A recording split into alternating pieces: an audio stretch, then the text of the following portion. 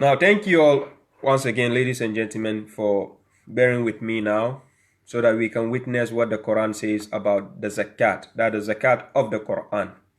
MashaAllah. My previous topic, I talked about the Salat of the Quran. So whoever didn't get to listen to that can have time and go and listen to it with all the evidences and the proof. Assalamu alaikum, my sister Rashida. Brother Antaru kuma na ganka, ina gaisuwa, assalamu alaikum. Brother Alfred na ganka, assalamu alaikum. Now, before I move on to the main topic, that is the Zakat, we are going to find out what is the Zakat, what does the Zakat mean, how we should like act on the Zakat, inshallah. But before I move on, we are going to see this word reasoning. That is akil, that is to reason, to understand something, to use your comprehension, to try to understand. Brother Kelly, salam alaikum.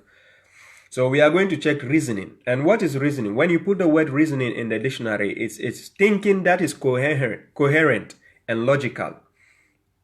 Any form of thinking that is coherent and logical. So let's say logical thinking. Now, to analyze the word logical thinking, only people with logic have common sense in the religion.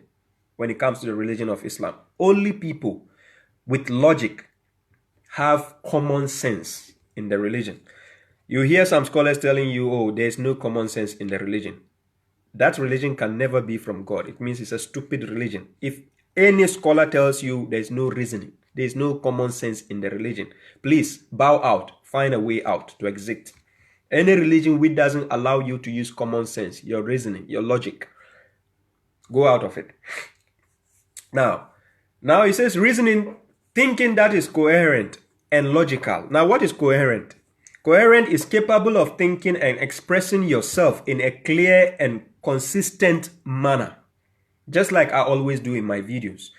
Capable of thinking and expressing yourself in a clear and consistent manner. So whoever possesses common sense and listening to me always talking can know that I use my logic to talk. I just don't talk just anything like that. I give you the chance to also reason, contemplate on whatever I say, because I'm not using my own opinion. I'm talking from the book of God. That is the guidance God has given me and you, right? So by understanding this, we need logic. Now, what is logic here? Now, the logical point of view from the reasoning is what? Capable of reflecting or capable of or reflecting the capability for correct and valid reasoning. So in actual sense, we are talking about using your good judgment. That is common sense.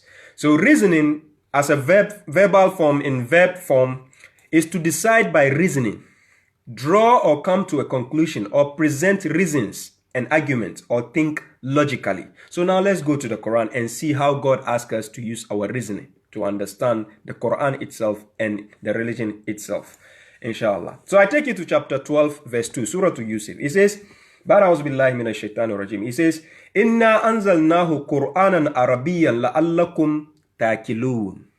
It says, indeed, we have revealed it as an Arabic reading. Perhaps you will reason, so that you will reason. So this first step of this verse tells you that in the religion, you need common sense and reasoning to understand the word of God. You don't just take it and say Quran, and then you put it aside and say what ulama says. Ulama, are they not using their common sense and their reasoning? But after all, if somebody is using his logic to tell you something, the second person must analyze. It doesn't mean when your colleague and human being thinks he knows more than you just say something and then you just accept it just because you think he's inferior to you or superior to you. No. You use your common sense also to analyze whatever he said. Seek for the proof. Check from where he's talking, the source he's talking from. Then you can know if he's actually saying the truth or not. So God says, Inna anzalnahu Qur'anan Arabiyyan la'allakum ta'kilun. It didn't say la'allaka. It's not talking to the prophet alone. It is talking to Jama'un. We all. You the one possessing, trying to read the Quran and understand. So he says, Inna anzalnahu Qur'anan Arabiyyan la'allakum ta'kilun. You must use your reasoning. Right? anything that has to be with your logic. Salam Baba Musa. Now, so the second verse I take you to is chapter 21, verse 10. Surah Al-Anbiya, chapter 21, verse 10. Let's see what it says in that verse. Chapter 21, verse 10. We are checking about the reasoning in the first place. So, لَقَدْ أَنزَلْنَا إِلَيْكُمْ كِتَابًا فِيهِ ذِكْرُكُمْ أَفَلَا تَأْكِلُونَ أَفَلَا تَأْكِلُونَ. What is God asking me and you here? He says, we have certainly revealed a book. This is the book.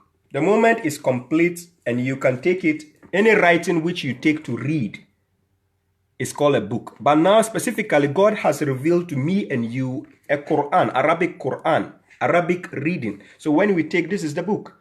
So now God is saying, we have certainly revealed a book to you in plural form, Jama'un, right? To you, wherein is your remembrance, wherein is a message that you can go for remembrance. That is zikrukum, something that can remind you, something that talks about you, that you can check to remember something, right? And then God says, will you then not reason? Will you not then use your logic? Right? You are bound to use your logic to understand whatever God is trying to tell you. Look, there is no religious book on earth which is clearer than the Quran. Wallahi lazim. Go to chapter 26 verse 1 to verse 2. Go to chapter 27 verse 1. Go to chapter 15 verse 1. The Quran is a clear book. Any scholar who tells you cannot understand the Quran has to go back to class 1 because he seems he doesn't have knowledge. I wonder who made him a scholar in the first place. Right?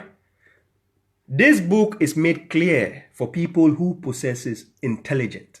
Any scholar out there, I repeat, who tell you can never understand this Quran, I said he's a foolish scholar. He should go back and study. How can God tell you a book is clear and you said no, it's not clear? According to chapter 2, verse 159, God says, إِنَّ الَّذِينَ يَكْتُمُونَ مَا أَنزَلْنَا مِنَ الْبَيِّنَاتِ وَالْهُدَى مِنْ بَعْدِ مَا بَيَّنَّاهُ لِلنَّاسِ فِي الْكِتَابِ أُولَٰئِكَ يَلْعَنُهُمُ اللَّهُ وَيَلْعَنُهُمُ اللَّاعِنُونَ. Indeed, those who conceal what God has made clear in this book, after God has made clear of the guidance and the proofs of this book, and then a scholar will tell you, no, it's not clear. God says the curse of God is on him and the curse of the curses is upon him because this book has been made clear. And your scholar is still saying no. And you refuse to go and study. You refuse to use your logic. Now let's move on. To the third verse is chapter 10, verse 100. Surah to Yunus, chapter 10, verse 100.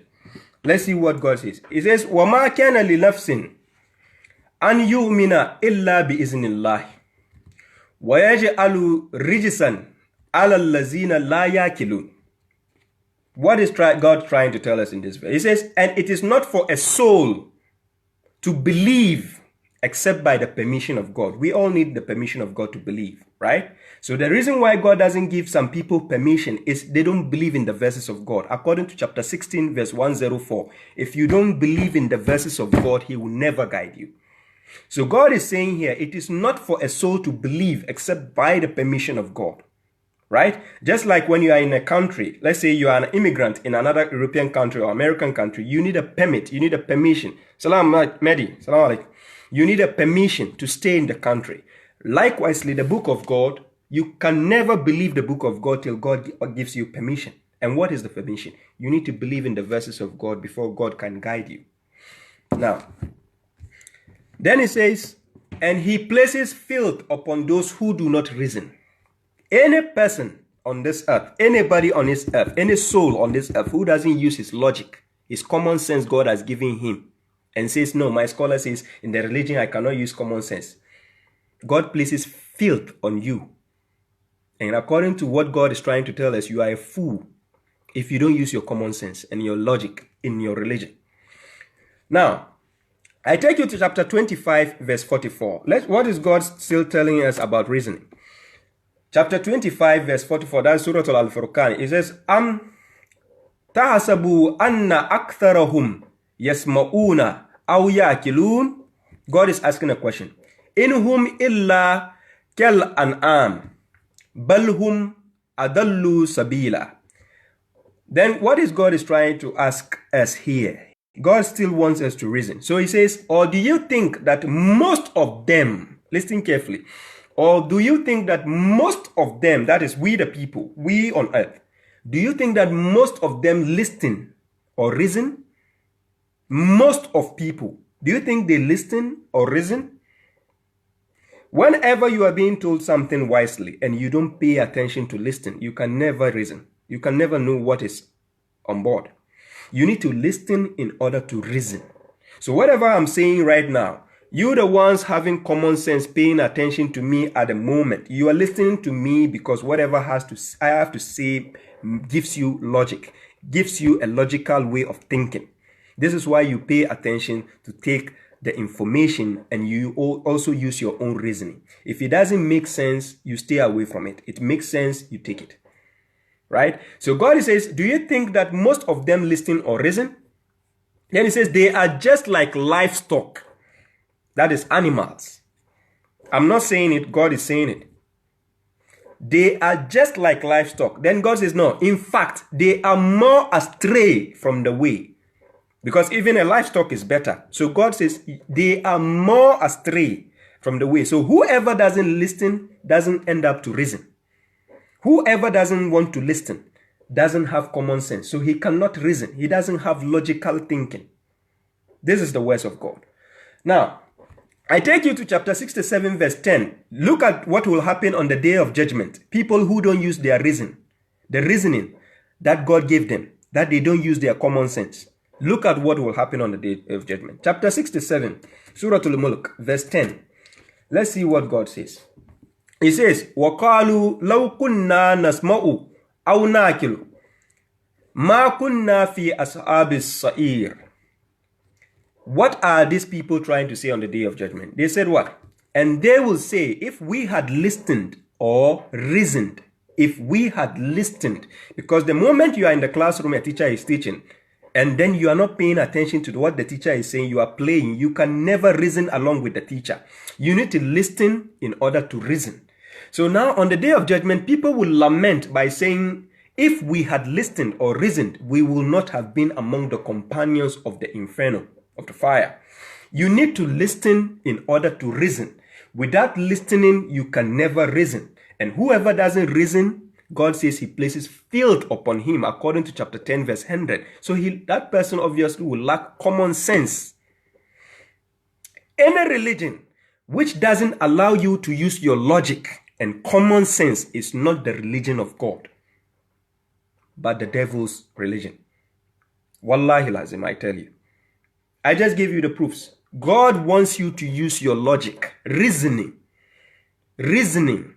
If you don't use it, simply you should be called a fool, because a fool is somebody who lacks good judgment.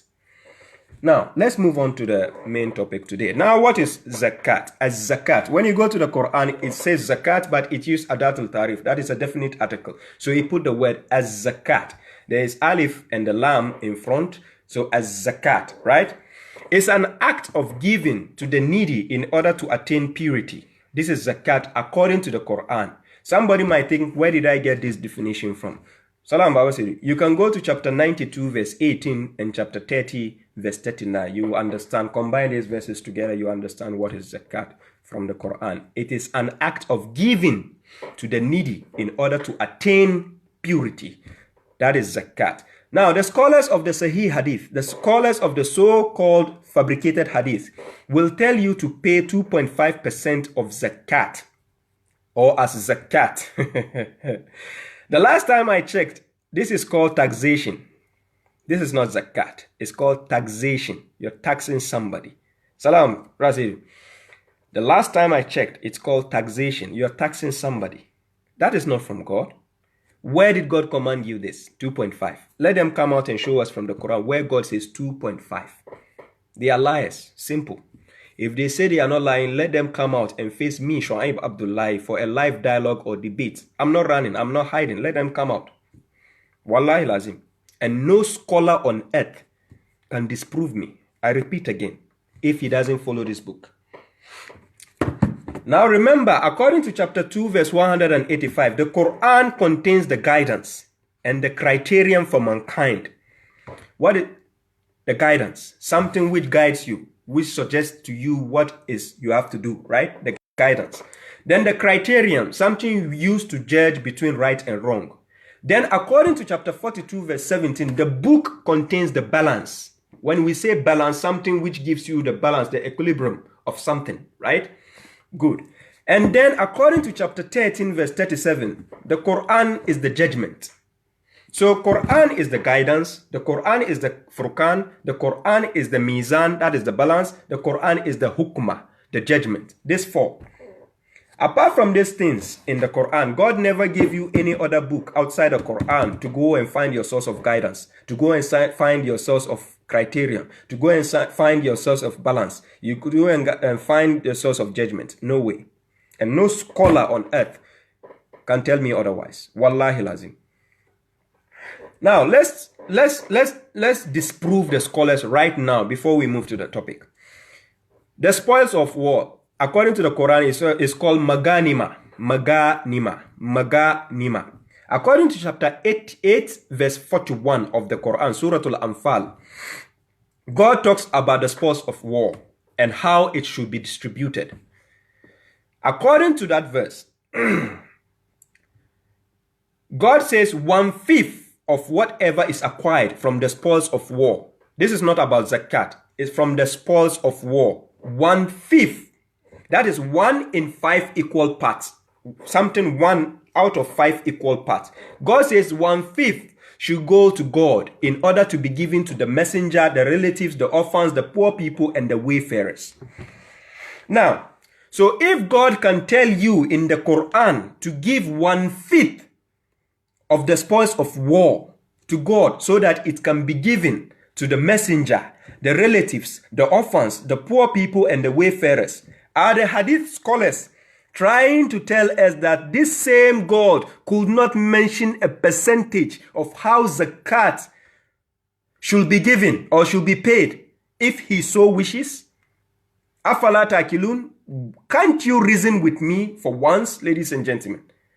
If this same God can tell you in the Quran that 1/5 of the spoils of war, whatever the messenger has gained with his people from the spoils of war, the war they fought and won, and then got the spoils of war, that is the loot. If he can tell them 1/5 out of this should be given to the wayfarer, to the relatives, to the orphans, are you telling me this same God cannot mention how much percentage you should give out of Zakat? Afala ta'kilun? What are the scholars trying to tell us? Can they use their reasoning for once? Okay, if they don't want to reason on themselves, let them come and face me, Shu'aib Abdullah. Wallahi, I will help them to reason accurately. They are listening to me, I know. Let them come out and face me for a live dialogue, public. I don't need private dialogue or debate. Public. And let's tell the public the truth. Nothing but the truth, inshallah. Because it tells you in chapter 18, verse 29, قُلِ الْحَقُّ مِنْ رَبِّكُمْ فَمَنْ شَاءَ فَلْيُؤْمِنْ وَمَنْ شَاءَ فَلْيَكْفُرْ. And this is the truth from your Lord. Whoever wills, let him believe. Whoever wills, let him disbelieve. Now,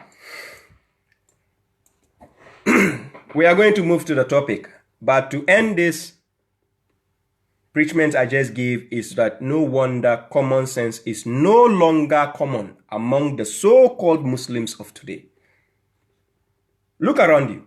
Common sense is no more common among the so-called Muslims of today because we don't use our logic. But let's move on to the topic. Now, so ladies and gentlemen, today our topic has to do with the Zakat of the Quran. According to chapter 5, verse 48, it says, لِكُلِّ جَعَلْنَا مِنْكُمْ شِرْعَةً وَمِنْهَاجًا.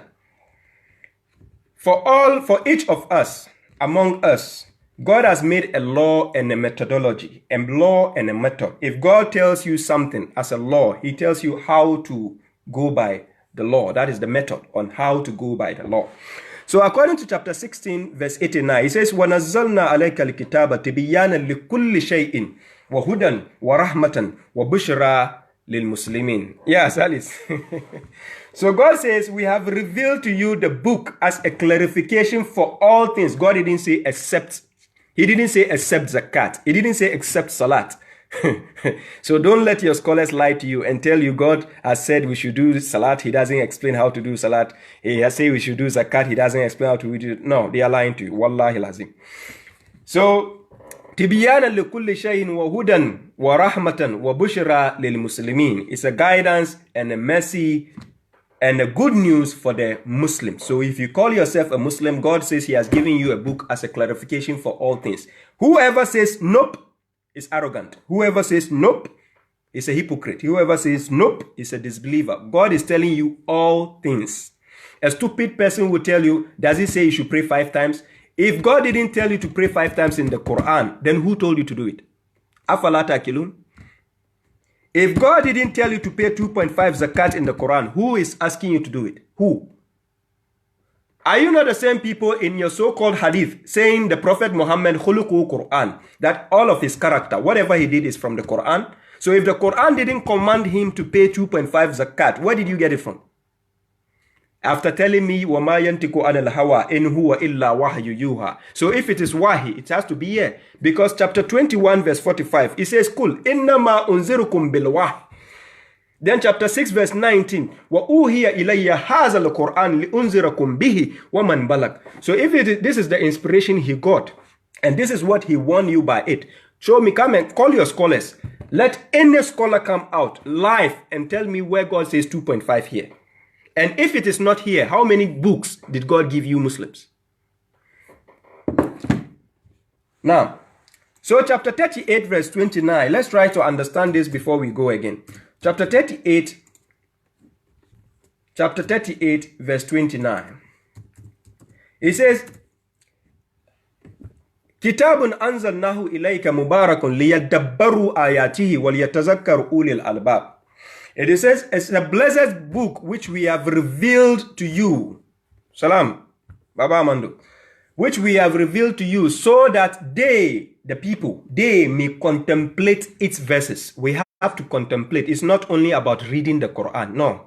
When you are reading something, use your logic to contemplate it. I repeat, any scholar on earth who tells you you are not allowed to use your common sense and reasoning in your religion is the devil's religion. It's not from God. The moment God says he has revealed a blessed book so that they may contemplate its verses, means you have to use your logic, your common sense to understand what God is trying to tell you. Good. So that we may contemplate its verses, and that what? Those of intelligence will take heed. This is where common sense works. This is where reasoning works. That's why God always asks you, Afala ta'qilun, will you not reason? Will you not reason? How can a fool reason? No way. Now, let's move on. So now I take you to chapter 20 verse 132. According to that chapter, God is saying, we do not ask you for sustenance. We provide for you. We do not ask you for sustenance. We, God, is the one who provides for me and you. This is trying to prove you a point here. The reason is, these scholars will tell you God gave you money. After giving you money, you are supposed to take 2.5% out of the money. According to them, you are giving it back to God. Does that make sense, ladies and gentlemen? Your father giving you chop money to go and buy food, and you take 1% out of it and say you are coming back to give to your dad. To do what with it? What? He gave you something and he needs your money for what? We are going to understand what Zakat stands for in the Quran, inshallah. God says, we do not ask you for sustenance. We provide for you. So according to chapter 51, verse 56 to 58, it further explains. Let's see what God says in that chapter. Chapter 51. Then let's see what God has to tell us in that chapter. Now, we go, that is 51, that is Zariyat, right? Then we check from 57, We can check from, okay, let's check from 56. From 56 to 58. What does it say? It says, وَمَا خَلَقْتُ الْجِنَّ وَالْإِنسِ إِلَّا لِيَعْبُدُونَ مَا أُرِيدُ مِنْهُمْ مِنْ رِزْقٍ وَمَا أُرِيدُ أَنْ يُطْعِمُونِ إِنَّ اللَّهَ هُوَ الرَّزَّاقُ ذُو الْقُوَّةِ الْمَتِينِ. Right? Now, what does this verses mean? It says, I did not create the jinn and mankind except to worship me. That's worship including the serving God, right? And he says, I do not want any sustenance from them. God doesn't want any sustenance from you. You are not supposed to come and provide to God anything. He doesn't give you money and you come and give him back money. It doesn't make sense. There is a logical way of the way you give money, but it doesn't mean you are going to give it to God. I will show you why. Nor do I want them to feed me. He doesn't want you to come and feed him. Nor do I want to be fed. That's what God says. You are not coming to feed God after providing you with his favor. Then you coming back to give him money. No. He says, indeed, God is the provider, possessor of power, the strong. Good. Now, people who try to tell you, if God gives you something, go back and give God something. No, God doesn't need your money, ladies and gentlemen. Keep your money. Wanda ake kira shi Ar-Razzaq, wanda ake kira shi Gani, ke da ka bashi kudi. Me zai da kudinka? Shin da ya baka kudi? Let's see how he asks you to give charity. We are going to see. Now, when you go to chapter 47, verse 36 to verse 37, God is saying the worldly life is only play and amusement. But if you believe and reverence, that is, become pious, he will give you your rewards and will not ask you for your assets. That is, for your wealth. He will not ask you for it. God doesn't give you wealth and ask you back and say, come and give me. No, that's not the point. You should understand the meaning of zakat in the first place. Good. 37 says, if he should ask you for them, that is your assets, your wealth, your money, if God should ask you for it, then it will restrict you to become stingy and it will bring out your hatred. You will hate God. Ask people who live in the Western countries, in Europe or America, if they are paying taxes, ask them if they are happy to pay the tax. Ask anybody who is earning higher salary. Ask him if he's in an European country or Western country paying taxes. Ask him, has he been ever happy paying taxes? So if God is asking you, giving you an asset, and he say, come and give me back, will you be happy? God says it will bring out your hatred. There is the way God asks you to spend in the way of God. But God didn't say, come and give me money. So now, according to chapter 9, verse 34, it says, oh, you who have believed, many of the scholars and the monks are consuming the wealth of the people with falsehood and repelling from the way of God. And those who are hoarding gold and silver, that is the scholars who have been given the gold and silver to disperse in the way of God, they keep it for themselves. God says, and do not disperse them in the way of God. That those people, if they don't disperse in the way of God, it doesn't mean you are giving it to God. No, in the way of God. Hence, announce to them of a painful punishment. That is Surah At-Tawbah, verse 34. Now, so to clear all these misconceptions aside, the money you are not giving it to God. No, you are spending it in the way of God. Yes, but it doesn't mean you are giving it to God. Listen carefully. Good. Now, Zakat. Zakat means, the literal meaning of Zakat means purity, something to purify you. Zakat. I'm going to show you the meanings, right? Example, if you go to chapter 19, verse 13, right? That is Prophet Yahya, John the Baptist. God gave him the purity. That is Zakat. Then when you go to chapter 18, verse 81, there is Zakat there, the pure boy, the pure soul, right? God will bring a pure soul, right? That is the boy. 18 verse 81, Zakat, that is the literal meaning of Zakat in the Quran, that is purity. But now, where did the name charity comes from? How did the charity come by?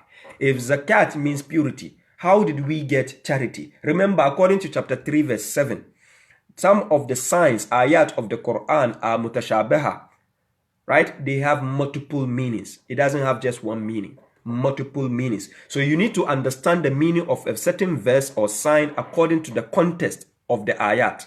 This is how you understand what it actually means. So let's check context and see what the zakat means in the Quran. Now, I take you to chapter 92, verse 17 to verse 20. Let's see. Suratul Layl. Is it Suratul Layl? Yes, it says, وَسَيُجَنَّبُهَا أَتْقَى الَّذِي يُؤْتِي مَالَهُ يَتَزَكَّى وَمَا لِأَحَدٍ إِنْدَهُ مِنْ نِعْمَةٍ تُجْزَى. Then he says what? إِلَّا إِبْتِغَاءَ وَجْهِ رَبِّهِ الْأَعْلَى. What does this verses mean?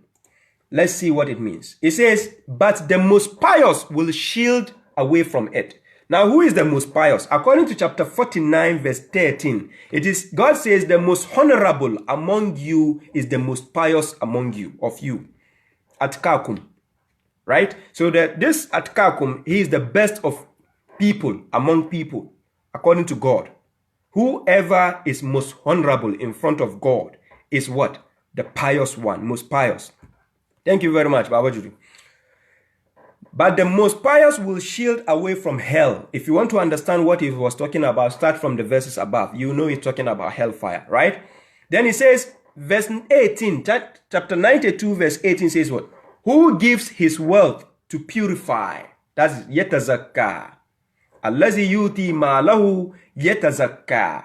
So this non-literal meaning of zakat means charity here. You give your wealth. You give your asset, you give your money, you give any gift so that you purify yourself.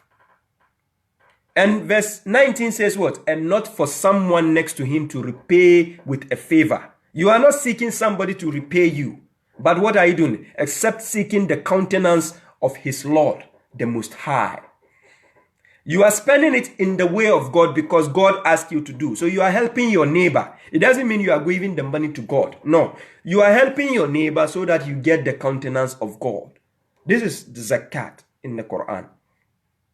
Now, to further understand the concept of zakat, the non-literal meaning of zakat in the Quran, I take you to chapter 30, verse 39. Let's see what God says in that chapter. Chapter 30, verse 39. He says, وَمَا آتَيْتُمْ مِنْ رِبًا لِيَرْبُوا فِي أَمْوَالِ النَّاسِ فَلَا يَرْبُوا إِنَّ اللَّهِ وَمَا آتَيْتُمْ مِنْ زَكَاةٍ تُرِيدُونَ وَجْهَ اللَّهِ فَأُولَٰئِكَ هُمُ الْمُضْعِفُونَ. What does the verse mean? It says, and whatever you give of usury, you know usury, interest, riba, like you lend somebody money, and when he's coming back to pay, you say, hey, you have to add 5% to it and bring it back, right? That kind of money, you're the one adding the interest to bring it back to the owner. It doesn't increase at God. So he says, whatever you give of usury to increase in the wealth of the people, then it does not increase at God. In the front of God, you are not getting any blessings for it. Because the guy he lent you money. Let's say he lends you 50 euros. And he says, when you are coming back, give me 60 euros. That interest you added for him to pay him, you are never getting any blessing from it.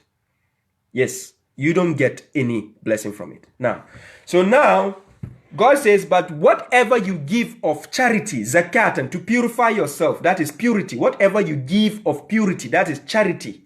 You are giving so that you purify your soul, desiring the countenance of God, then they are those whose will be multiplied. These are the ones you are giving for God. You are giving to your neighbor to help your neighbor, but you are giving because God wants you to do that. That's why you did it.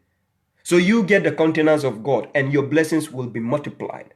So you are giving it to purify yourself. You didn't give it for any other purpose. You understand? So this is further explained in chapter 7, verse 156. Surah Al-Araf. Now let's go. Now we have deduced the meaning, the non-literal meaning of zakat. We got what? Charity. Charity. Now what does charity mean? Charity means a foundation, listen carefully, a foundation created to promote the public good, not for assistance to any particular individuals. No.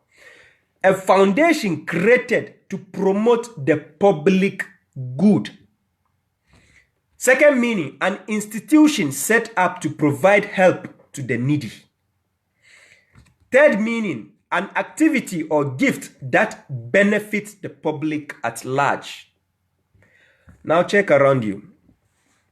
Why is it that the white man is rather setting up charity organizations to help Africans?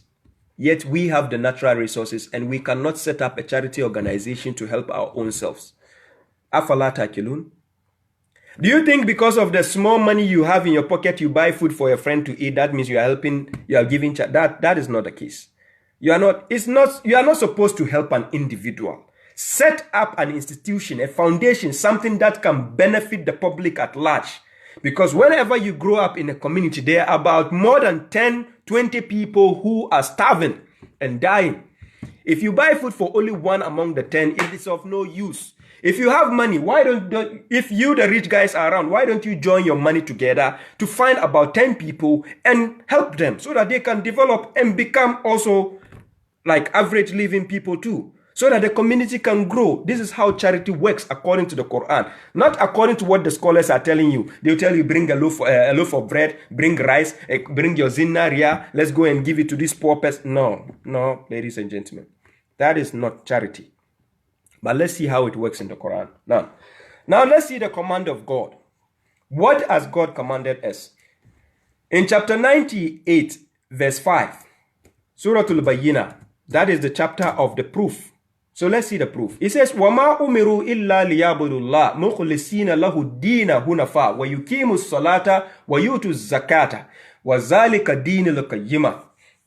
Now, God says, and we did not command them except to worship God, to serve God sincerely to Him in the religion. That is the correct religion, the true religion. So if you are in a fake religion, beware. You have to dedicate yourself to God. Mukhlisina lahun dina hunafa, in a correct religion. So if you are not in the correct religion, check yourself well. You are either with the devil, because we are dealing with two entities in the world. It's either you are with God or you are with the devil. So if you are with the devil, my brother, you have lost. My sister, you have lost. If you have God, then check yourself. Are you on the correct path or not? Because if somebody gives you a phone and say this is a correct phone, this is original phone, you have to check it and find out if it's really original. If somebody gives you a phone and it's a fake phone, you have to check it and actually see if it's a fake phone. You don't just get up and say, okay, let's go. It's a correct one. Let's go. Now, so God says, وَيُقِيمُ الصَّلَاةَ وَيُؤْتُوا الزَّكَاةَ. This is the main command God has commanded us in the religion. He says, وَمَا أُمِرُوا إِلَّا لِيَعْبُدُوا اللَّهَ مُخْلِصِينَ لَهُ الدِّينَ هُنَفَاءَ وَيُقِيمُوا الصَّلَاةَ وَيُؤْتُوا الزَّكَاةَ. These two as this accomplishment, this command here, if you accomplish any of this, you are done. Whether you didn't fast, whether you didn't go to Hajj, whether you didn't do any other thing in the religion, if you can accomplish these two sets of command, this set of command God has given you here, وَمَا أُمِرُوا إِلَّا لِيَعْبُدُوا اللَّهَ مُخْلِصِينَ لَهُ دِينَ هُنَفَاءَ وَيُقِيمُوا الصَّلَاةَ وَيُؤْتُوا الزَّكَاةَ ذَلِكَ دِينُ الْقَيِّمَةِ. If you accomplish this command God has given here, you are done. Whether you didn't do anything else, so far as you have dedicated the religion mukhlisina to God, you are okay. So that's why it says wama umiru, and they are not commanded. They were not commanded except. That is the main religion here.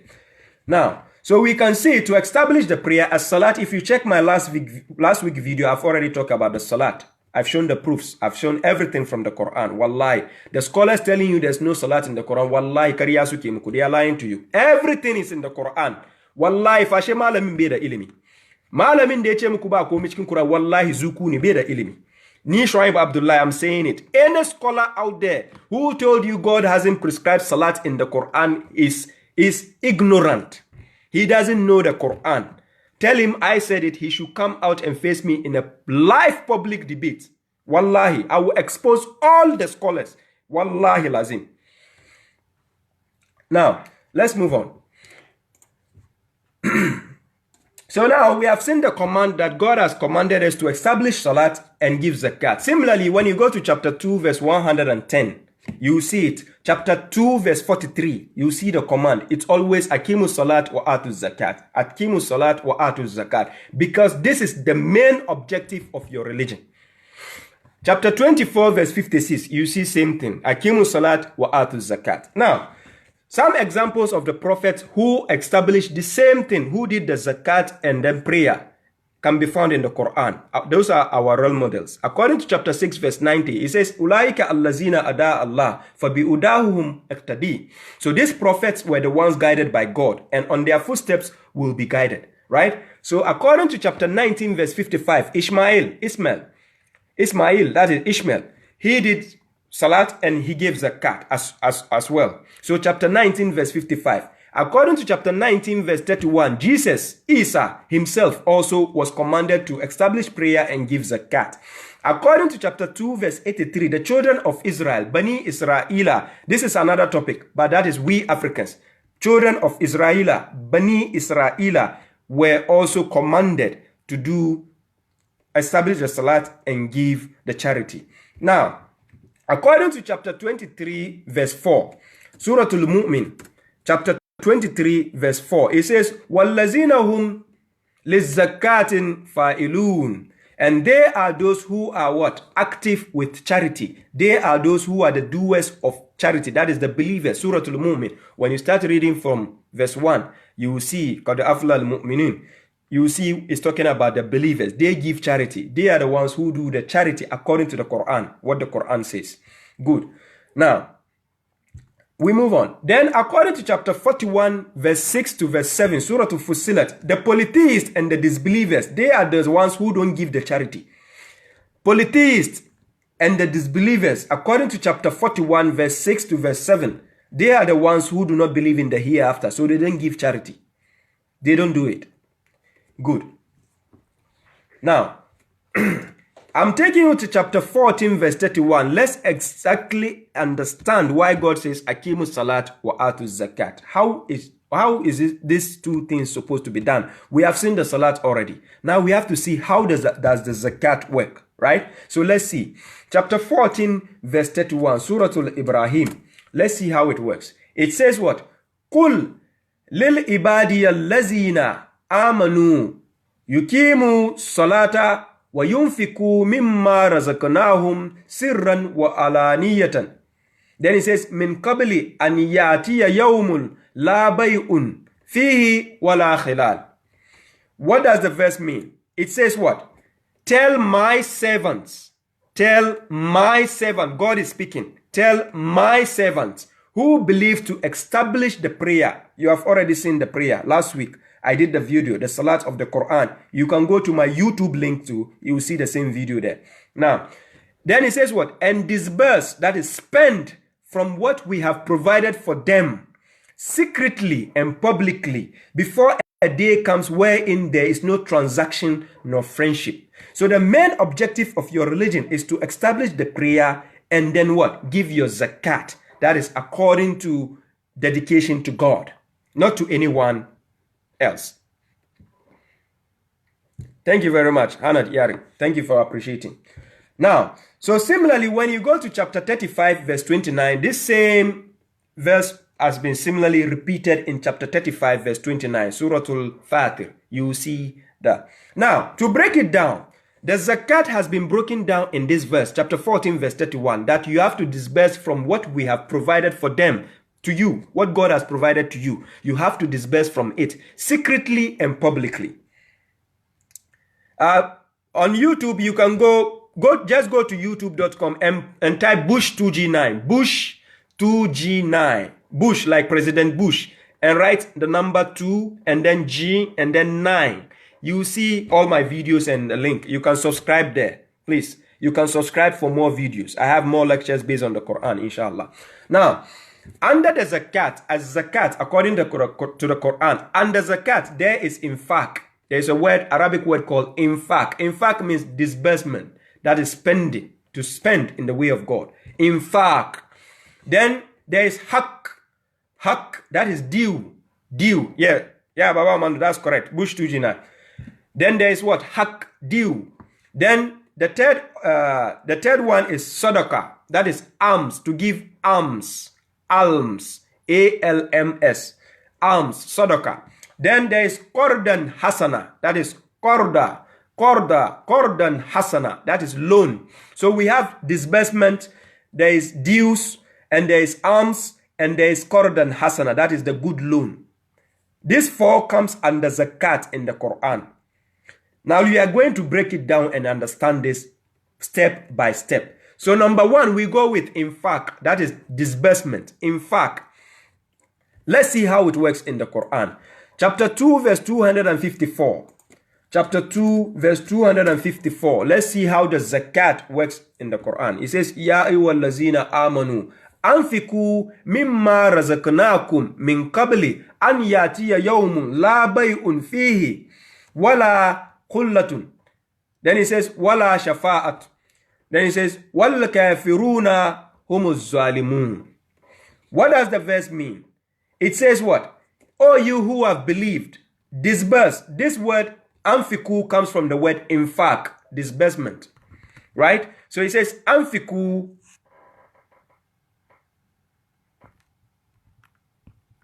Yes, it says anfiku, that is to disburse. So it says, oh you who have believed, right? Disburse from what we have provided for you before a day comes wherein there is no transaction, nor friendship, nor intercession. Listen carefully. No intercession on that day.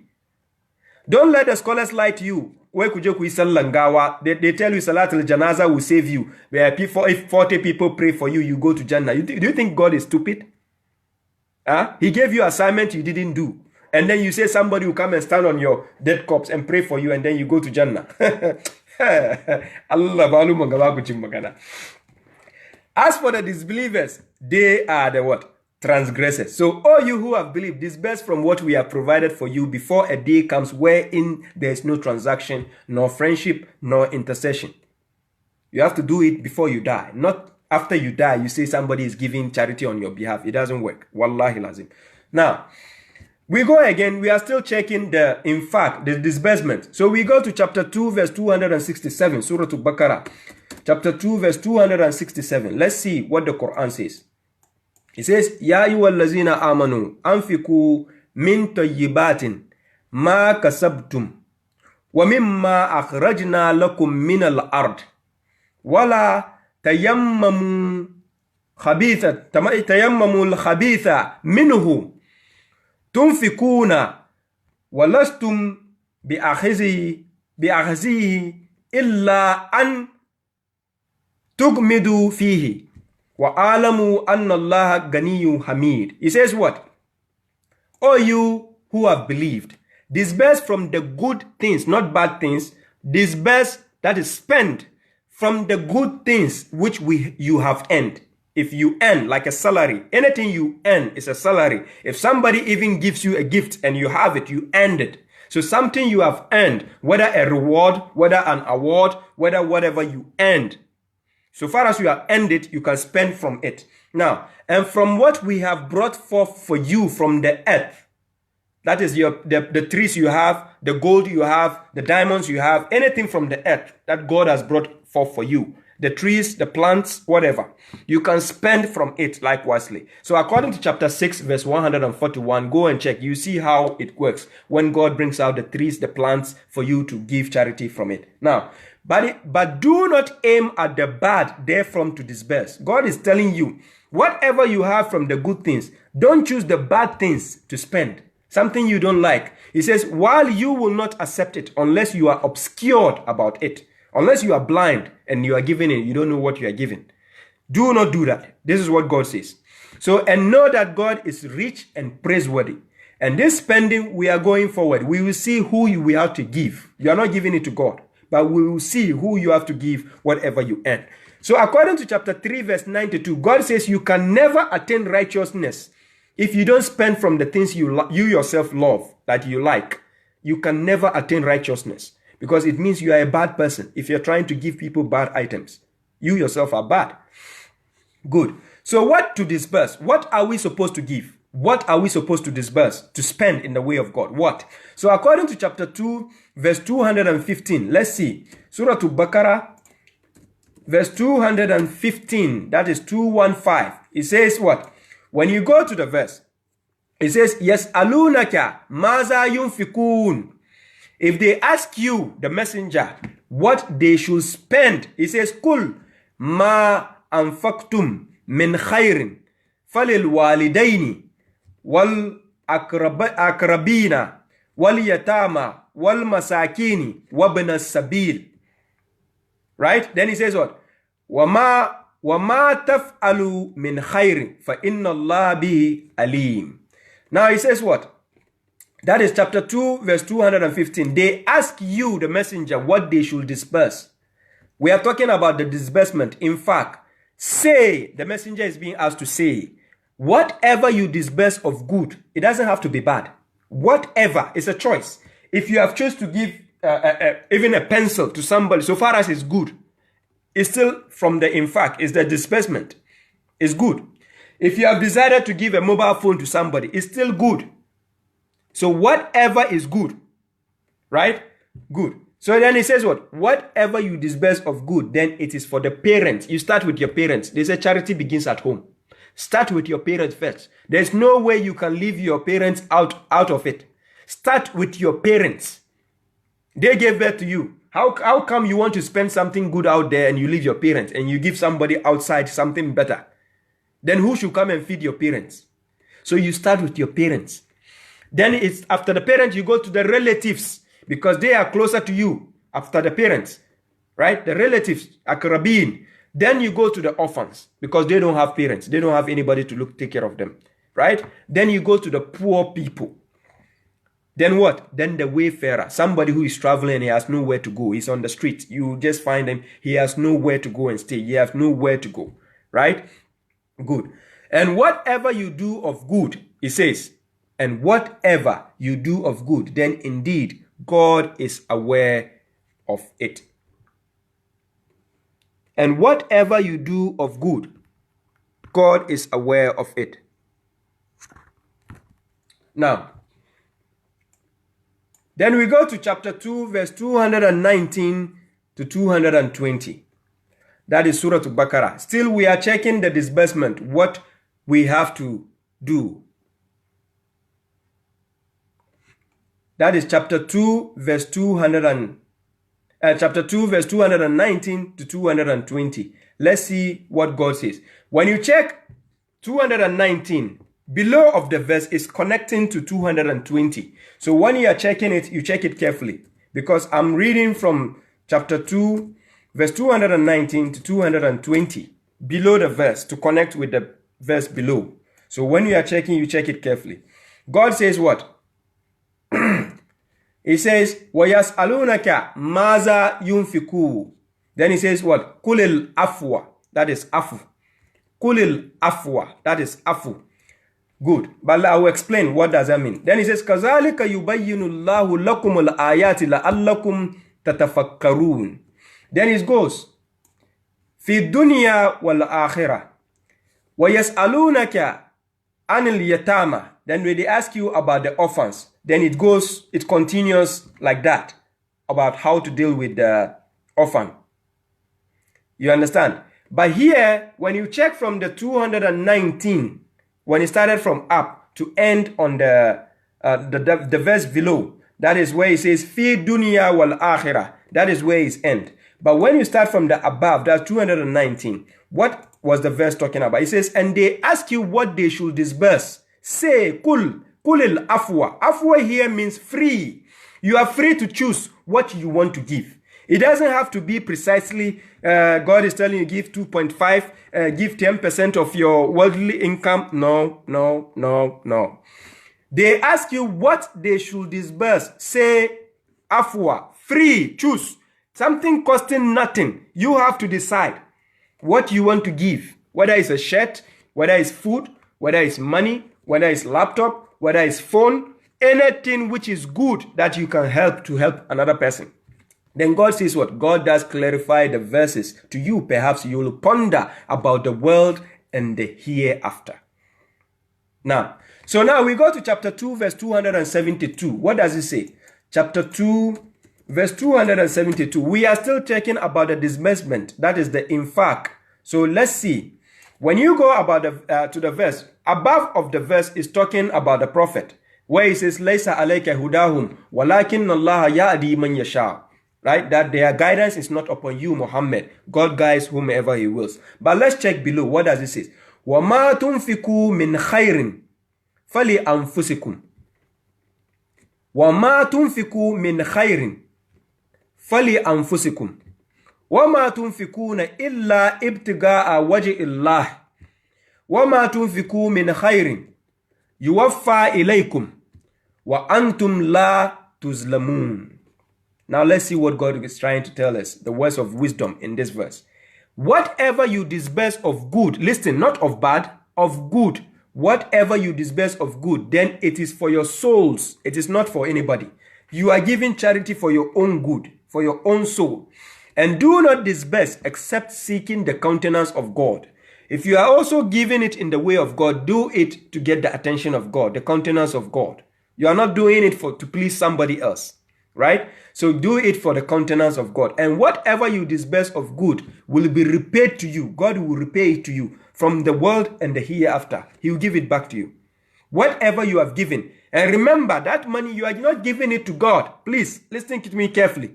You are going to help somebody, but I'm going to show you who you are giving. I've already shown you that you start with your parents, the relatives, the orphans, the poor people, and the wayfarer, right? But we go on. This is who you give the money to. You are not giving it to God. You are helping your neighbors and people closer to you. Your own kind. Good. Then he says, and whatever you disburse of good will be repaid to you, and you will not be wronged. So now we go to chapter 2, verse 273, where it's explaining further about who you should give. It says, for the needy, you are helping the needy with it, right? You are helping the needy. When you are dispersing in the way of God, you are trying to help somebody who is the needy. That is fuqara'i. Somebody who is fuqara'i. Lil fuqara'i allazi usiru fi sabilillahi. La yastati'una darban fil ard. Yasabuhumul jahilu. Agniya. The ignorant might think this kind of people are rich, but they are not rich. So God is trying to explain to you, for the needy who have been restricted in the way of God, who are unable to travel through the land, an ignorant person may think they are rich. He might think that kind of person is rich because he is not asking for money. Then he says what? An ignorant person may think they are rich because of their simpleness. We have people who act simple. They live a simple life. They don't ask people for money. But it doesn't mean they are rich. So God is trying to pinpoint to you, this kind of people, you need to give something. You need to help them. Give them a disbursement. God says, you will recognize them by their sign. That is their mark. They have a sign. They do not ask people pressingly. So for instance, me, if a person needs help from me, and he continue reminding me, asking me, I get tired. I don't want to help such a person. You let the one who wants to help you in his own convenient time. You don't keep pressing a person to help you. So God is showing me that the needy who doesn't asking me pressingly, I should give it to him. Not the one who keeps asking me every day. And whatever you disburse of good, then indeed God is aware of it. So this is similarly explained in chapter 2, verse 262 of Surah Al-Baqarah.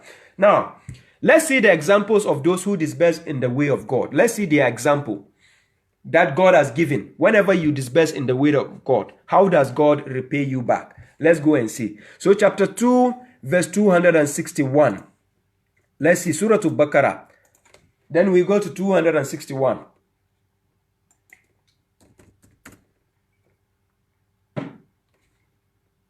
Yeah. It says what? The example of those who disburse their wealth. Yeah, my sister, that's true. Some people leave their family and give charity, and that is wrong. Big time wrong. But they do it because they don't know. If they really know the laws of God and the rules of God, they will have done what God said. Because they don't know, they listen to the shuyuks, the ulama. The example of those who disburse their wealth in the way of God is like the example of a grain which germinates 7 spikes. In every spike is 100 grains. And God multiplies for whomever he wills, for God is encompassing and omniscient. So God is giving you the example of people who disburse their wealth in the way of God. It doesn't mean you are giving it to God. You are doing it in the way of God. It's like the example of a grain which germinates 7 spikes. In every spike is 100 grains. And God multiplies for whomever he wills, for God is encompassing and omniscient. You are doing it in the way of God. You are not giving it to God. Listen. Now, so similarly, the example is further given in chapter 2, verse 265. What does it say? It says, the example of those who disperse their wealth, seeking the approval of God. Right? That is marudatullahi, seeking the approval of God and reaffirming for their souls, is like the example of a garden on a hill which is hit by a downpour. So its fruits occurs in double. And if a downpour does not hit it, then a drizzle will do that. And God is cognizant of what you do. So God is giving you an example. Whenever there is what? A garden on a hill and there's a downpour, the one which is on the hill gets more fruits. The fruits grow faster. And likewisely, when you go into some of the forestry areas where there's a mountain, you find out on the mountain there are more fruits than the ones below. So this is the type of example God is giving you. Now we have seen the examples of disbursement. People who disburse in the way of God, the reward they get. And then you have to start from your parents when you are disbursing. In fact, you start with your parents. That's why white man says charity begins at home, not outside. Good. So now second one, we are going to see the haq, the due. Haq. What is the haq? That is the due. Let's go and see. When you put the word haq in the dictionary, the due, it says what? Owed and payable immediately on demand. Or it says what? Something which is what? Something which is supposed to, that which is deserved or owed. A payment that is due. God has already told you what you spend from what you earn and what you get from the earth, right? So you spend from it, you disburse from it. So now, what time can you disburse? So let's check. Haq. Good. So I take you to chapter 30, verse 38. Chapter 30, Surah to Ar-Rum. Let's see. Chapter 30, verse 38. Let's see what time it's supposed to happen. It says, وَآتِ ذَا الْقُرْبَى حَقَّهُ وَالْمِسْكِينَ وَابْنَ السَّبِيلِ ذَلِكَ خَيْرٌ لِلَّذِينَ يُرِيدُونَ وَجْهَ اللَّهِ وَأُولَٰئِكَ هُمُ الْمُفْلِحُونَ. It says, so give the relative his due, as well as the poor and the wayfarer. This means you have already done with your parents. The parents, you gave them the infaq already. Now God is telling you, give the relative his due, as well as the poor and the wayfarer. That is better for those who desire the countenance of God. And they are those who are the successful. Now, you are giving the relative his due. Doesn't mean the relative owe you some money. No. This is a command from God. He wants you, when you are rich, after taking care of your parents, that is your own close relations, you have to deal with your relatives so that they don't become your enemy. They don't hate you. They don't become envious of you. You have to think about your relatives too. That is, if you have the means to supply. So we will see how it works. And God says they are those who are the successful. Similarly, you go to chapter 17, verse 26 to verse 27. Let's see what God says. It says, وَآتِ ذَا الْقُرْبَى حَقَّهُ وَالْمِسْكِينَ وَابْنَ السَّبِيلِ وَلَا تُبَذِّرْ تَبْذِيرًا. Then verse 27 says, إِنَّ الْمُبَذِّرِينَ كَانُوا إِخْوَانَ الشَّيَاطِينَ وَكَانَ الشَّيْطَانُ لِرَبِّهِ كَفُورًا. So he says, and give the relative his due, that is haqqahu, the word haqqa, haqqahu, as well as the poor and the wayfarer, and do not squander extravagantly. You can see somebody, his relatives are struggling. They don't have food to eat, but he will go and buy a new car. You will see his relatives struggling, but he will go and buy iPhone 9, iPhone 8, something expensive, but his family are starving. He has relatives who are starving. He has poor people around him who doesn't even have food to eat. He will not care. He sees a wayfarer stranded on the way. He will not help. But yet he will use expensive luxury stuffs in his life. So God says, and do not squander extravagantly. But remember, God is talking to the believers. Believers. So verse 27 says, indeed, the squanderers are brethren of the devils. Whoever likes to squander money is a brethren of the devils. And the devil is ungrateful to his Lord. So it's either you are with God or you are with the devil. Then, to further explain, to further understand about the due you have to give, is explained in chapter 70, verse 22 to verse 25. It says, except the worshippers, illa musallin, that is the worshippers. They are those who are constant in their prayer. They always do their prayers. Then it says what? And those in whose wealth is a known due. For the what? Beggar and the deprived. Chapter 70, verse 25. And those in whose wealth is a known due. They already know the amount they want to give for charity. When they earn something, or they are ready to help a relative or a family member, they already know from their salary how much they want to give. Remember, God says, yes, alunaka maza yunfiku kulil afwa. Afwa means whatever you have decided to give. It doesn't have to be 2.5, 3.5, 10 million. No. What you think you can give to help. That is what God says. Remember, chapter 22, verse 78. It says, Huwa ajtabakum wa ma ja'ala alaykum fid din min haraj. He is the one who has chosen you and has not placed any difficulty in the religion upon you. It could be sometime you have earned a higher salary at work. You decide to give more. It could be sometime you have had a lower salary. You decide to give more. God doesn't say pay 2.5 in your money. Never. Good. So similarly, chapter 51 verse 19 further explained to you that those in whose wealth they have put what? A due to help the beggar and the deprived. Remember, your relative can be a beggar. Your father can be a beggar. Your mother can be a beggar. They might call you and say, oh, my son, please, I need to buy this thing. Can you help me to pay for it? She's begging you. She's a beggar too. So then you have to help her. Out of the due, the known due you think you can help her with. Whether your father, whether your relative, whether your brother, whether your sibling, whatever it is. Right? So, and the deprived, somebody who is deprived, your relative can be deprived of food. Your relative can be deprived of clothes to wear. You need to help them from the haqq. So he deserves that from you according to God.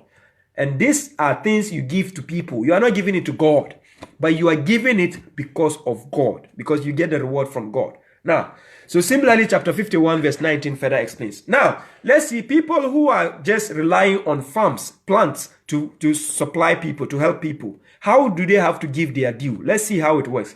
Chapter 6, verse 141. Chapter 6, verse 141. Surah Al-An'am. He says, وَهُوَ الَّذِي أَنْشَأَ جَنَّاتِ. Then he says, مَعْرُشَاتٍ وَغَيْرَ مَعْرُشَاتٍ. Then he says, وَنَحَلَ وَزَرْعَ مُخْتَلِفًا أُكُلُهُ. Then he says what? وَزَيْتُونَ وَرُهْمَانَ. Then he says, مُتَشَابِهًا وَغَيْرًا مُتَشَابِهٍ. Then he says what? كُلُوا مِنْ ثَمَرِ إِذَا أَثْمَرَ وَآتُوا حَقَّهُ يَوْمَ حَصَادِهِ وَلَا تُسْرِفُوا إِنَّهُ لَا يُحِبُّ الْمُسْرِفِينَ.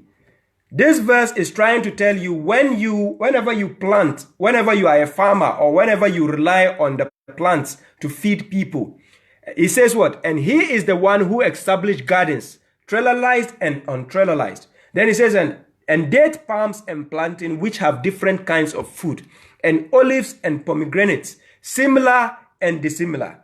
Then he says what? Eat from its fruit when it fructifies, and give its due on the day of its harvest.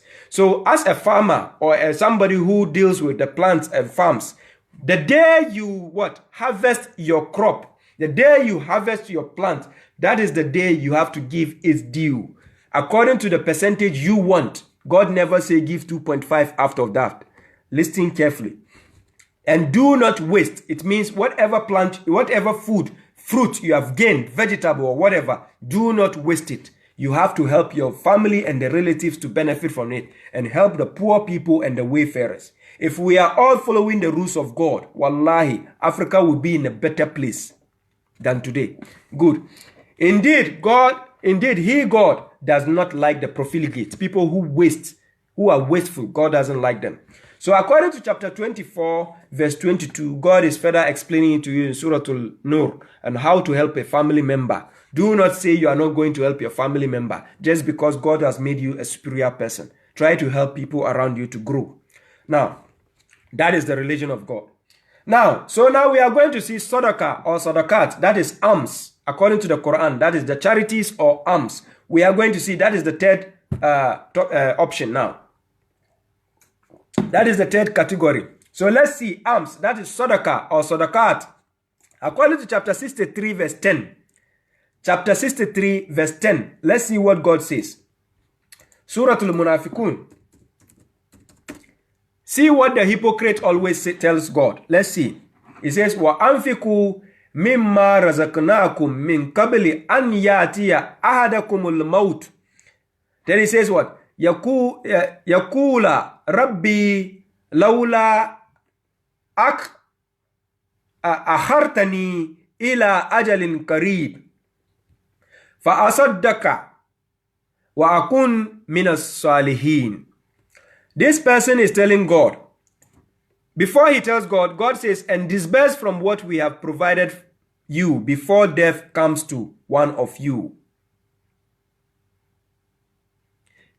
God says, my sister, you are asking what about farmers who harvest twice in the year? Remember, God says, whenever you earn and what he has brought forth from the earth for you, right?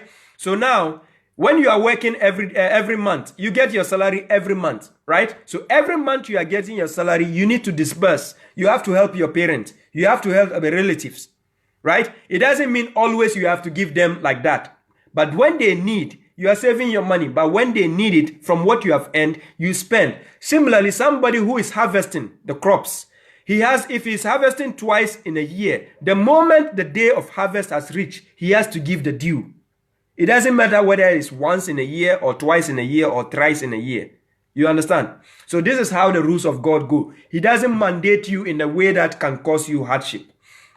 Now, so this verse I just wrote, it says, disburse from what we have provided you before death comes to one of you. Then he says, Lord, why not delay me to a nearby time? Then I will give alms. I will give what? Sadaqah, and be among the righteous. That's not, God will not give you the chance. So whilst you are alive and able, you establish your prayer, then you give the sadaqah. That is, you give sadaqah. That is anfiku. That is still under charity. That is charity. Good. Then we go to chapter 9, verse 75. Let's see let's see the hypocrites who make agreements with God and yet they break their agreements to God. God says, وَمِنْهُمْ مَنْ آهَدَ اللَّهَ لَإِنْ آتَانَا مِنْ فَضْلِهِ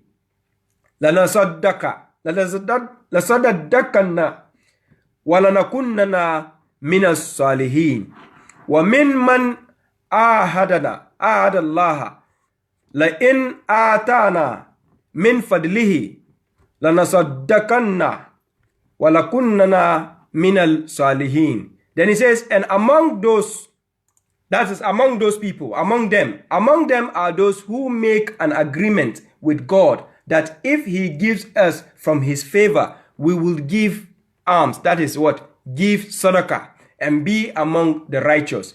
Then verse 76 says, but when he gives them from his favor, when God gives them this charity, this money, this from his favor, when he has provided for them, this is what they do. فَلَمَّا آتَاهُمْ مِنْ فَضْلِهِ. Then what? They do what? بَخِلُوا بِهِ وَتَوَلَّوْا. Then وَهُمْ مُؤْرِدُونَ. But when he gave them, or when he gives them from his favor, they become stingy with it and turn away while they are avoiding. So people promise God. They will tell God, oh God, if you give me this money, I will give charity.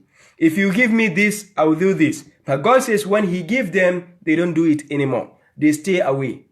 They turn away and go and do their own thing. Now, we are going to see who are we supposed to give the charity.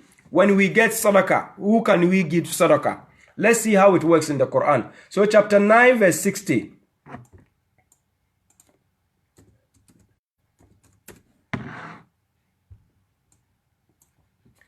Chapter 9 verse 60. It says, Innama sadaqatu lil fuqara'i wal masakin wal amilina alayha wal mu'allafatin qulubuhum wa fi riqab wal gharimina wa fi sabilillahi wa ibn as-sabil faridatan min Allahi wallahu alimun hakim. It says charities, that is sadaqah in plural form, that is sadaqat. Sadaqah is the singular form, that is alms. So Zakaat is the plural form, right? So he says what? The charities are only innama. He says innama, right? So charities are only for the needy. That is number one. The poor people. Number two. The workers over it. The workers who are taking care of the charity organization, right? They have to also be paid. Now, it says charities are only for the needy. The poor people, that is two. The workers over it, that is three. And those whose hearts are composed, those who have submitted to God. They have submitted in the religion, but they don't have any means to survive. It can be given to them. And among the slaves, that is people who are slaves, have to be helped. And the debtors, people who are in debt and cannot pay their debts, charities must be given to them so that they can what? And as well as in the way of God. And it has to be what? Given in the way of God, right? To be spent. The charity can be spent in the way of God. And then what? The wayfarer. That is a person walking on the street who is stranded, who doesn't have anywhere to go. He's traveling by, he's stranded. So he cannot continue his journey. Then God says, as an obligation from God. And God is omniscient and wise. So similarly, when you go to chapter 58, verse 12, you will see about the charities, who it should be given to. When you go to chapter 9, verse 103, God already explained that when you give the charity to the messenger, according to chapter 58, verse 12, the messenger is asked to what he can use the charity to do with it. So chapter 9, verse 103 explains to you, when you give the messenger the charity, he knows who to give. So he says, خُذْ مِنْ أَمْوَالِهِمْ صَدَقَةً تُطَهِّرُهُمْ وَتُزَكِّيهُمْ بِهَا وَصَلِّ عَلَيْهِمْ إِنَّ صَلَاتَكَ سَكَنُ لَهُمْ. Then he says, وَاللَّهُ سَمِيعٌ عَلِيمٌ. So he has told the messenger to take the charity, to take the alms from them, the believers, right? In order to what? To purify them and to vindicate them, and then what? To communicate with them. Indeed, your communication is calm for them. And God is what? Sami'un Alim. Now, we move on. So now we have seen that the charity, God has told us, charities are only for the needy, the poor people, the workers over it, and those whose hearts are composed, and among the slaves and the debtors, and as well as in the way of God and the wayfarer. That is 8 categories. So this is faridatu min Allah. Charity, this is the faridatu min Allah God has obligated on us. It has to be given to these categories, right? Charities. Now, chapter 2, verse 271, God says, if you reveal the charities, that sadaqah you have given. Let's say I gave somebody charity, right? Sadaqah. After giving, God says, even if you reveal it, after giving to somebody, then I tell a friend that, oh, I gave this guy 10 euro, but I'm not giving it to boast, out of conversation. Then you say, oh, this guy asked me 10 euro, so I gave this guy 10 euro. But you are not saying it so that you feel proud or something. God says, then they are a blessing. It's still a blessing. It doesn't mean when you told somebody you are not getting blessing. But what is God trying to advise here? He says, but if you hide them, if you hide it and give it to somebody and give them to the needy, then it is better for you. So when you are giving, it is better to like keep a low profile. Don't expose it so that people can see and praise you that you gave. No, you can hide it and give it to somebody. And God says what? And he will atone your bad days for you. For God is conversant with what you do. So giving charities, it is better to keep a low profile and give charity than to expose yourself wanting everybody to see you giving charity. So this is the understanding thereof. Apart from that, you go to chapter 2, verse 264. It says, O you who believe, do not invalidate your charities with reminding of favor and harassment, as one who disburses his wealth to show the people, while he does not believe in God and the last day. So his example is like the example of a big rock upon which is dust. Then a downpour hits it. Then it leaves it bare. It leaves it barren. There's nothing on it anymore. They are not capable of anything from what they have earned. For God does not guide the disbelieving people. So he's advising the believers, do not invalidate your charities. When you give charity, do not keep reminding people for what you have done. Like somebody will buy you a phone. Because you said something small against him, he will tell the whole world what he has done for you. He will say, hey, I bought this phone for you, and today you are talking this against me. The shirt you are wearing, I even bought it for you. You didn't do it so that the person can honor you. You did it for the countenance of God. Right? So if God will have to check our character because of our character not to help us, wallahi, none of us in this world will be given the favor of God. So you are not helping somebody because of his character or favor. You are giving him because God says give him according to the problems he's facing, not according to what the person will tell you or act. Right? So do not invalidate your charities with the reminding of favor and harassment. When you give somebody a charity, don't harass him. Just because you bought a shirt for somebody, you are not supposed to harass the person and say, hey, I bought this shirt for you. You dirty, this thing. You are a dirty person. So I bought a shirt for you too. No. You give charity because of God. So don't give to somebody to embarrass somebody. Right? Just people to know that, oh, you bought this for somebody. You did this. No. Don't do that. This is what God is trying to ask us. So chapter 2, verse 263, Surah Al-Baqarah. Chapter 2, verse 263. God says, قَوْلٌ مَعَرُوفٌ وَمَغْفِرَةٌ خَيْرٌ مِّن صَدَقَةٍ يَتْبَعُوهَا أَذًى. Then وَاللَّهُ غَنِيٌّ حَلِيمٌ. God says, kind speech and forgiveness are better than alms which are followed by harassment. And God is rich and clement. Kind speech, to speak to a person in a kind manner, and forgiveness to each other, forgiving each other's mistake, are better than alms, that is charity, which are followed by harassment. To give somebody a help and then harass him later on is of no use. So God is telling you, according to chapter 2, verse 264, you are invalidating your charities when you are doing harassment to people after helping them. You get the point? So now, when you go to chapter 2, verse 280, according to God, if you lend somebody money, a debtor, who cannot pay you back, God says what? If the debtor, that is a debtor, is with hardship, when you have given somebody a loan and he cannot pay back, and he's struggling, and you can see that he's struggling, God says that there is respite until there is ease. You have to respite him till he has the means to pay you back. But God says what? But to give as alms, to give it as sadaqah, is better for you if you should know. So this is the qualities of charity, that is sadaqah, in the Quran. According to God, these are the procedures you have to go by sadaqah. But in the sadaqah, categorization of sadaqah, listen, the sadaqah, according to chapter 9, verse 60, God didn't mention your parents in that category. So your parents are not part of what you give as sadaqah. Your parents are part of what you give as infaq. You spend on them. They are your parents. You spend on them. But charities are only for the needy, the poor people, the workers over it, and those whose hearts are composed, and among the slaves, the debtors, as well as in the way of God and the wayfarer. This is an obligation from God. These are who you give the sadaqah. That is sadaqat, the charities. Right? Good.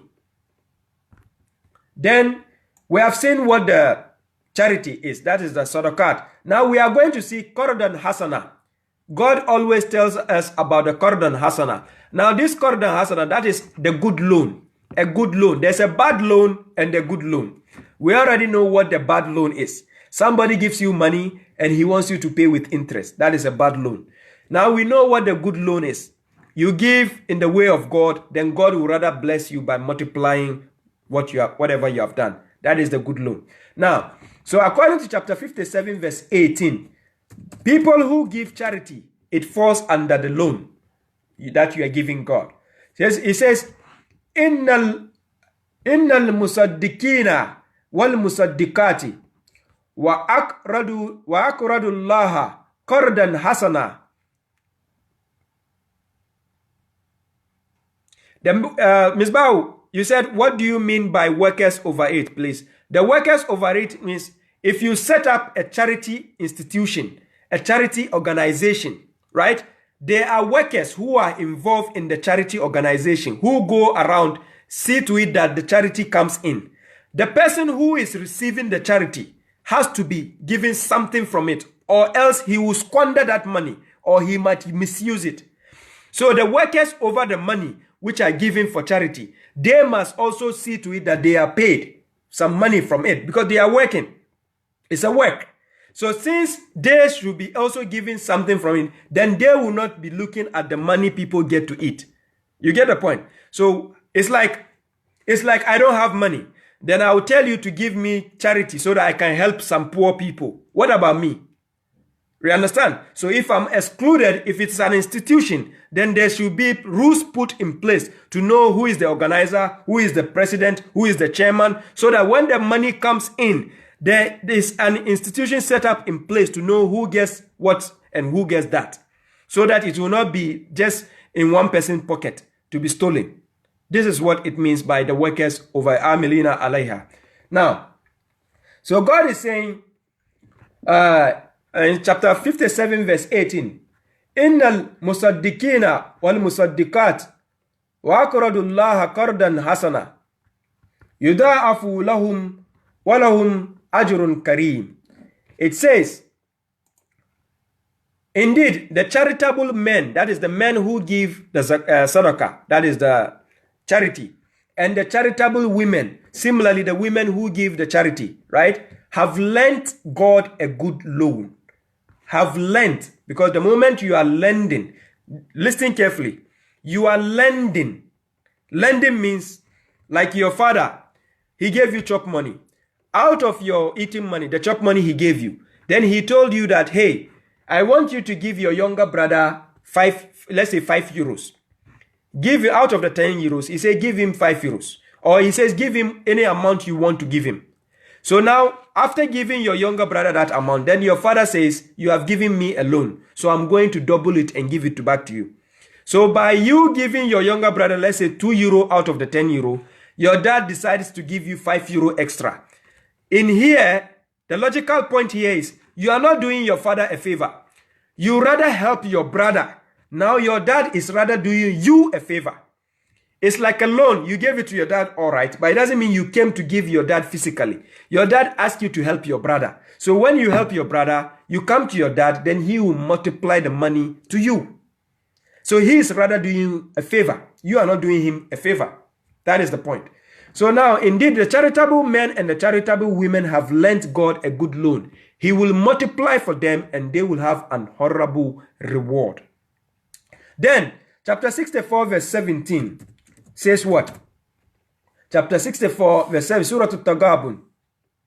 It says, In tukridullaha qardan hasana yuda'ifhu lakum wa yaghfiru lakum wallahu shakurun halim. It says, somebody is asking, he says, can we pay charity to the so-called you mean madrasa or what? Madrasa, right? Right. Okay. If it is madrasa, that is a study school for studies, right? If you are paying charity to an organization, you should see to it that the charity organization is a certified one. Remember, the definition of charity is an institution or foundation set up. So it doesn't have to be just like somebody says, Fi sabilillah, we want to help Makaranta, so you just bring your money. No. Always check where your money is going. Because remember, you are giving it because of the countenance of God. So know where your money is going. Right? You can help about the madrasa. so that you build a school for students to attend. It's good. It's not a bad thing. Yeah. Now, so God says in chapter 64, verse 17, it says, if you lend God a good loan, he will multiply it for you and forgive you, for God is grateful and clement.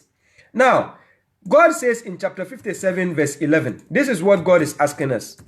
You are giving God a loan doesn't mean you are giving God the money. No. You are using the money to help your own family members, your relatives, the poor people, the orphans around you, so that you come to God, then he will multiply your reward for you. So you are not giving it to God.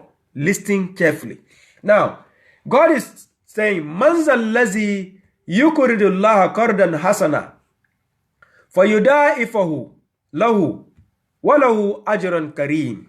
God is asking, and who is there that will lend God a good loan? Then he will multiply it for him and he will have an honorable reward. God is asking, who is there that will lend God a good loan? So this loan you are giving God doesn't mean you are coming to give God money or feed God. No. God is asking you the way, telling you the way you should help your neighbors and the family members and people around you. Then he will bless you by multiplying your reward and forgive you. This is how you give your charities.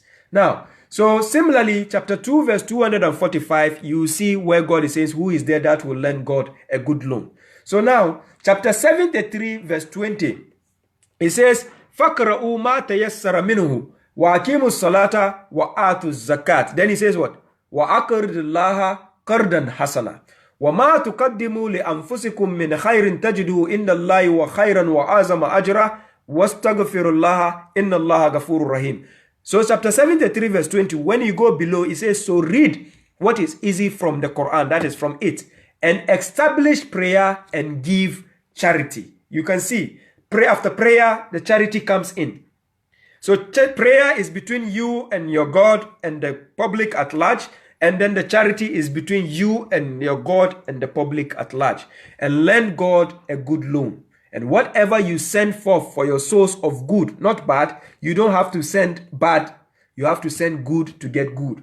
You send bad, you get bad. So you will find it with God, which is better and greater in reward. Similarly, chapter 5, verse 12, you see the same explanation there. Now, we have seen the categorization of the charity, the zakat. We have seen there is infaq, there is hakka. Then there is what? There is Sadaqah. Then now we have seen there is Qardan Hasana. They all formulate and come under the same umbrella. That is Zakat. That's why always God commands you, Akimu Salat wa Atu Zakat. Now, let's see this here.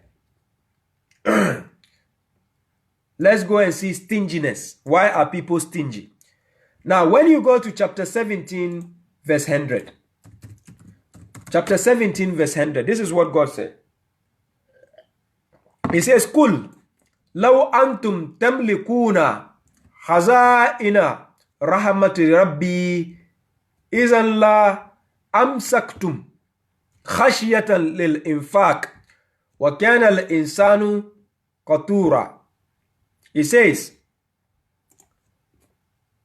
if you people possess the treasures of the mercy of my Lord, then you will have withheld out of fear of disbursement. And the human being is stingy. This is what God is telling you about the human being. And remember, the human being, they are the children of Adam. That's the human being. Human being by nature is stingy. Yes, human being by nature is stingy. But the only thing that can help you is by the mercy of God. So God is saying in this verse, if you people possess the treasures of the Lord, that is all my Lord, the mercy, the treasures of the mercy of my Lord, then you will have withheld out of fear of disbursement. That is the infaq. You will fear to disburse it. And the human being is stingy. Now, let's see why the human being is stingy. When you go to chapter 47, verse 38, God says, here you are, those invited to disburse in the way of God. But among you are those who are stingy. And whoever is stingy is only stingy to his soul. For God is the rich, while you are the needy. And if you turn away, he will replace you with other people. Then they will not be the likes of you. You are invited to disburse, to spend in the way of God. It doesn't mean you are giving it to God. You are spending in the way of God. And what is the way of God? To give it to your family members, your relatives, the poor people, the orphans, the wayfarer. This is how God asks you to spend in the way of God. To help people around you. And where are the charity organizations in Africa? We don't find them. You always wait for international organizations to come and feed you, whilst you have your own mineral resources.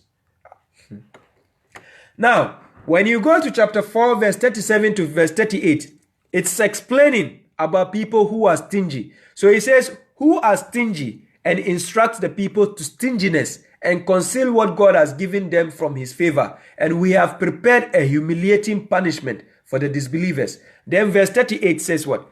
Who spend their wealth to deceive the people while they do not believe in God, nor in the last day. And whoever has the devil as a companion, then he is an evil companion. So we have people who what? Spend their wealth to deceive the people. Just like some people do.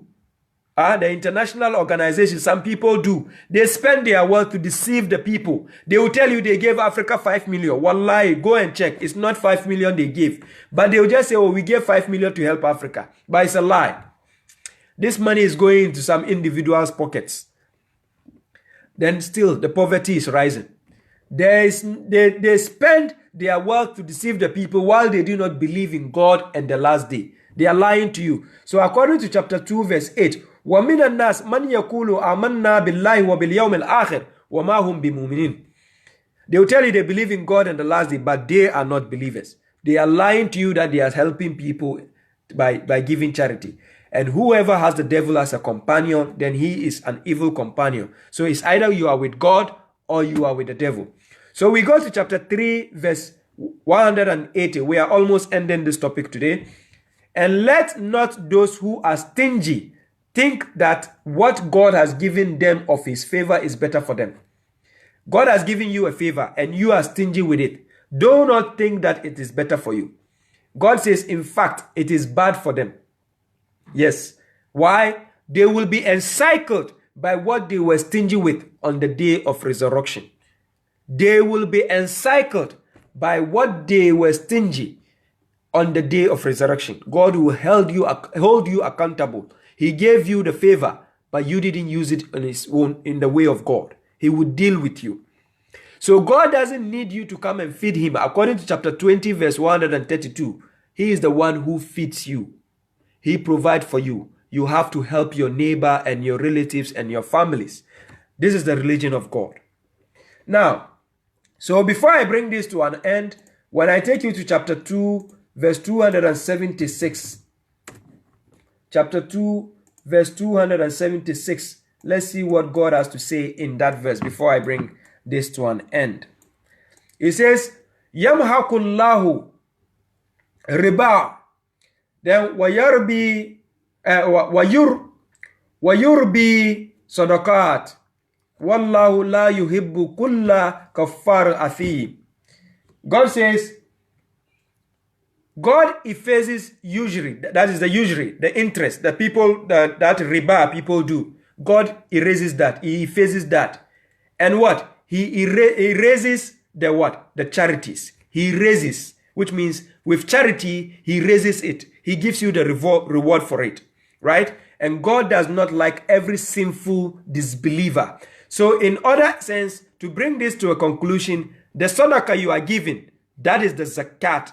The main zakat, that is the sadaqat, right? You spend in the way of God, you give the due, you what? Give the charity, and then you give the qardan hasana.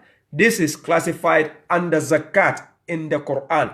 So you are doing it according to the command of God. That's why it says in chapter 98 verse 5, وَمَا أُمِرُوا إِلَّا لِيَعْبُدُوا اللَّهِ مُخْلِصِينَ لَهُ الدِّينَ هُنَفَاءَ وَيُقِيمُوا الصَّلَاةَ وَيُؤْتُوا الزَّكَاةَ وَذَلِكَ الدِّينُ الْقَيِّمَةُ. That is the religion of God. So the charities you are giving, the zakat you are giving according to the Quran, that is the procedure as follows. Ladies and gentlemen, this is where I leave the topic for today. My name is Shoaib Abdullahi, as you all know. And this is what we have for today about the Zakat. And God willing, next week I'll be talking about, I'll be talking about the Siyam, that is the fasting, according to the Quran. I will talk about fasting according to the Quran. Then after that, I'll be talking about the Hajj, the pilgrimage, according to the way God asks us to do the fasting and according to the way God asks us to do the what? Hajj in the Quran. Don't let the scholars tell you that it is not in the Quran. Wallahi, everything is in the Quran. We just spoke about the Salat last week. We just spoke now about the Zakat. We are going to speak about the Siyam, that's the fasting. And we are going to speak about the pilgrimage, inshallah. After we are done with all the topics, then we see the next coming topics to elaborate people on how to understand the book of God, inshallah. So this is where I'm bringing the topic to an end. And let me check my time. If I have some extra time to talk, or if somebody has any question to ask, any relevant question pertaining to what we discussed today, or whatever I've discussed in the previous time, I have just 5 minutes left to elaborate people on it. And thanks to Abdul Razak, my elder brother, who gave me this nice shirt. I'm really grateful for this design. Thanks to Abdul Razak. Now, that's my elder brother. He makes a lot of designs on this. And thank you all once again for listening to me once again. I appreciate it a lot. And please, let's reason together and let's contemplate whatever God tells us. Let's not listen to the scholars using their opinions and ahawa to lie to us every day. Remember, we will all be judged on the day of judgment. And so will every scholar or prophet or messengers will be judged. And remember, chapter 25 verse 30, the messenger himself who received the Quran, he will come and bear witness against his people. قال رسولي يا ربي إن قوم اتخذوا هذا القرآن مهجورا. He will bear witness against his people. So why not us try to follow the book of God instead of following the stories of the so-called scholars who cannot benefit us in any way?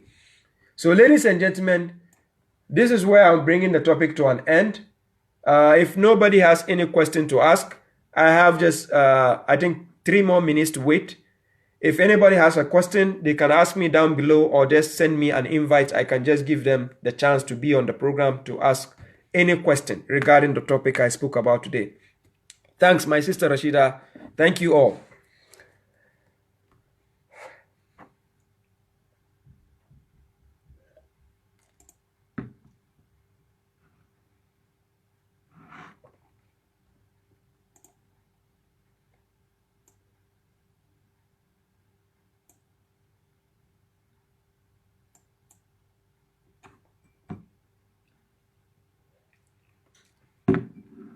Yeah, I hope there's no more questions to ask. So I guess I will have to say Assalamu alaikum to you all and peace be upon you all. And God willing, inshallah, next week we get to talk about the fasting, that's the Siyam, inshallah, the Ramadan, inshallah. Then we see what the Quran says about the fasting. Peace be upon you all, ladies and gentlemen. Assalamu alaikum.